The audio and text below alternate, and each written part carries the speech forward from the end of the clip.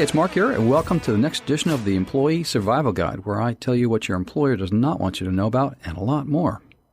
Today we're going to talk about the really recent topic, the causes of quiet quitting and a radical solution.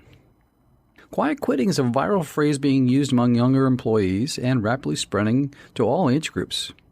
Quiet quitting is simply doing your job as it's defined in your job description, and nothing more.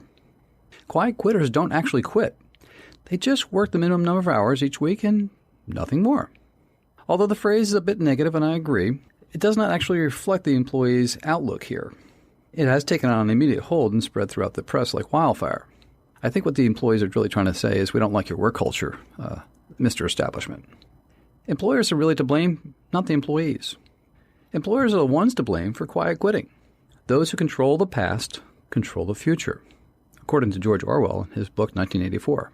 Employers have always controlled the narrative of quote-unquote work at the founding of this country and continue to do so today. That narrative, filled with anti-employee, pro-employer favored rules, laws, and employment agreements. And I want you to think about forced arbitration. I don't think any employee ever wanted an arbitration agreement. Non-disclosure agreements for sex offenders and their victims. Non-compete agreements for about roughly 50% of all working employees in this country. That's a lot of people. And wage theft due to improper wage classifications for employees who are not managers and not entitled to overtime and don't have any discretion. But yet they are labeled as exempt employees to save who money? Employers. Arbitration agreements that keep company secrets from public view. General Electric actually did this, and so did Boehringer Ingelheim and a host of other companies to keep their secrets from public view and keep them from the litigation dockets. And finally, my most favorite one of all is the most notorious of all the narratives that companies create. It's the at-will rule, and it shields so much employment discrimination that no one talks about it because it's the kind of the grease that makes capitalism work in this country. Finally, the 30-something group where this phrase started out, presumably quiet quitting, they're sending a message to the larger audience of people who are already working in the establishment. And they're saying, we don't like your work culture, not one bit, and we're going to change it. And the employers want to fight back and stop them from doing it. A new tipping point in favor of employees.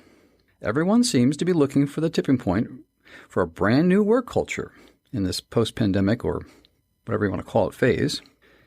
Hence, all the press on remote work, surveillance of employees at remote work, and now quiet quitting. Are we there yet? Of course, but the power brokers want to quell any momentum, and then you cue in the consultants, the naysayers, the pundits, the Society for Human Resource Management, and the Chamber of Commerce, and so on. If employers can kill the inertia, just like they are trying to do with remote working, then they win. Are employees too weak and too decentralized to stop them? Maybe not. Think Hong Kong protests a few years back. They used umbrellas, masks, flash mobs organized anonymously over social media platforms. I really like that part one. And it worked pretty effectively until the following thing happened. Violence and communist dictatorships controlled and put down the protest. But we're not China. We're a democracy, and we're in the United States. Things work differently here. Workers have rights, but employers, state and federal general assemblies, and the courts want to minimize them in those rights in favor of employers. Money talks, because companies have money and need more of it. But employees have information and communication power and influence in this so-called age of internet. Quiet quitting is the new silent protest in America. Quiet quitting is different. Quiet quitters are not going to reveal themselves and will stay below the surface of working the required hours and getting the quote-unquote meets expectation performance review rating. Meanwhile, employers continue to, in metronome fashion, require the numbers, quote-unquote, aka employees, to do their tasks, remain silent, provide undivided loyalty to their masters, the boss, the executive leadership, rinse and repeat. This is the same narrative format underneath racism in this country. It never goes away because capitalism was built on it. Likewise, employers will continue to keep their workers in lockstep in order to control employees' servitudes that make a corporation and make profit. This is also known as, quote, a particularly virulent and unrestrained version of capitalism, according to Sarah Jones in a recent article. I have a radical solution. 2, actually. Maybe 3 or 4. The solution is transparency in all things employment. Ban the stupid at-will rule, because it's stupid and it only works to promote racism and biasness. Ban non-compete agreements. And Mr. Biden did ask the Federal Trade Commission to look into the issue, but nothing really happened after that, Mr. Biden. Of course, it's a monopolistic type of behavior. Why do you want to stop somebody working at McDonald's from going to work at Wendy's? That's where the non-competes are occurring. Institute termination for cause in every job. What does that mean? It means you got to screw up, and you know when you did screw up, you were warned in advance and you had notice of it. It doesn't mean we're going to fire you for no reason. If people know you have that type of trust in their jobs, they're going to get your back, Mr. Employer, and they're going to work harder for you. How about a kinder and gentler HR department? Oh, boy, how many times do I hear that when call-ins from new potential clients, and they say they talked to the HR department, they didn't help them, they did an investigation, and the investigation revealed nothing happened. There was no discrimination of any type or any whistleblowing or whatever they complained about.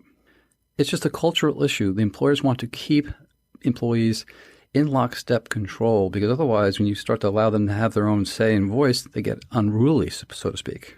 I feel like a child in a grade school principal's office.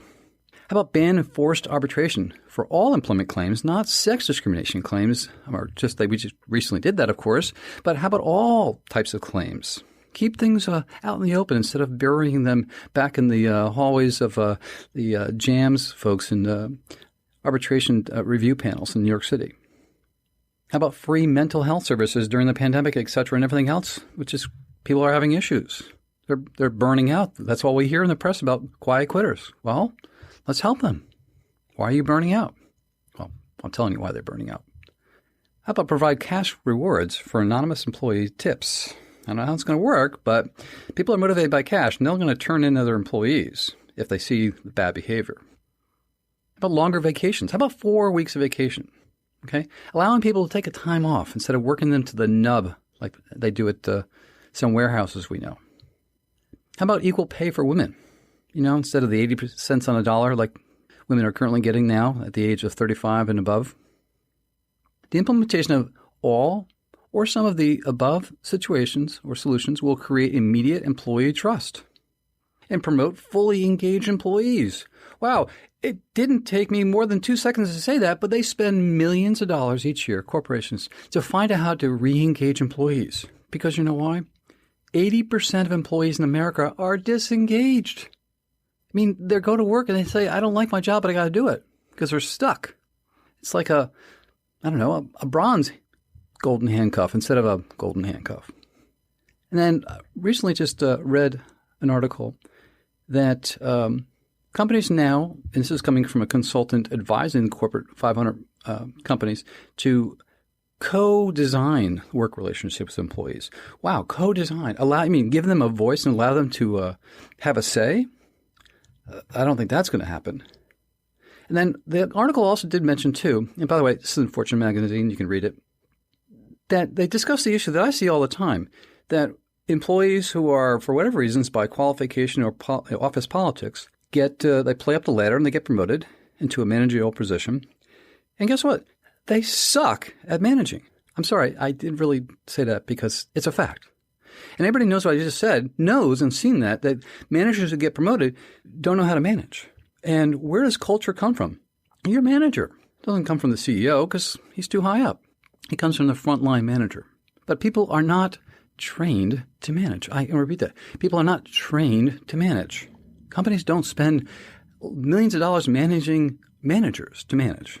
So there's no school. People don't go to classes or whatever to learn how to manage. They're just stuck in these new roles, given a higher pay grade, and they have their egos shot up, and they say, well, now I'm managing. Look at me.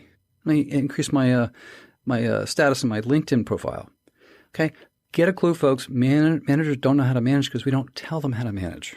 I'm trying to tell you that now the employees are trying to tell the managers, you're not very good at your jobs, corporations, you're not hearing us, and we're just going to slow down. We're not going to quit. We're just going to slow down, and you're not going to earn as much money out of us.